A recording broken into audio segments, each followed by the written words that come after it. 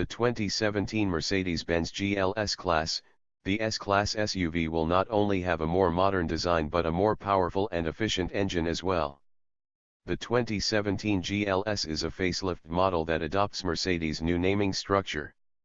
Some of the new features that it will boast include bullet-shaped headlights, an all-new bumper, and a hexagonal grille. Compared to the line that it is replacing, the GLS SUV, the 2017 GLS will have new wheel designs and paint colors. Inside, the SUV comes equipped with the latest 8-inch command media system and touchpad from the German automobile giant. If customers will opt for these infotainment upgrades, they will occupy the center console and dashboard that were slightly redesigned to make everything fit.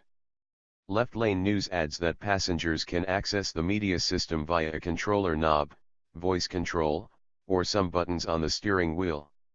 The 2017 GLS is powered by different engines depending on the build chosen. For the base model GLS 400, the engine will be a 3.0-liter twin-turbocharged V6 that has 354 lb-ft of torque and 329 horsepower.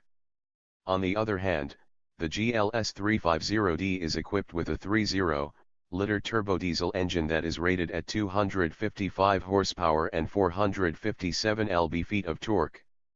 For those who are seeking a faster and more powerful model, the GLS 500 with 4.7-liter twin-turbocharged V8 engine is the choice because of its 449 horsepower and 516 lb-ft of torque output.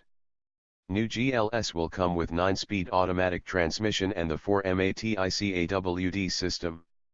The standard safety features of the full-fledged 7-seater SUV from Mercedes include automatic emergency call, accident recovery, and the collision prevention assistant plus. The latter gives visual and audio warnings when obstacles are detected. If the driver does not respond to the warnings, the system will automatically apply brakes to decrease the speed of the vehicle. Thank